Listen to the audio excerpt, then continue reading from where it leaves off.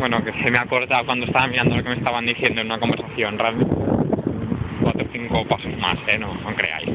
Entonces, como podéis ver, bueno, es que ahora mismo estoy yendo a casa de Edu, voy a intentar ir un poco rápido, así que nada, pues hace bastante frío, aunque marca que estamos a 18 grados, no se lo creen en su puñetera madre, o sea, hace el tiempo que hace en Lleida en invierno y estamos a día 5 de octubre, ¿vale?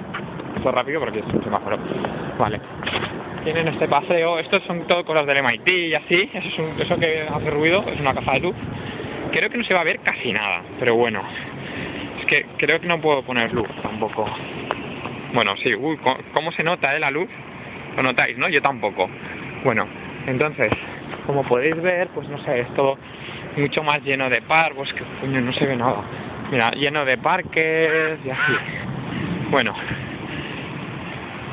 ya haré un vídeo de por dónde viven ellos la casa, ¿vale? Un besito.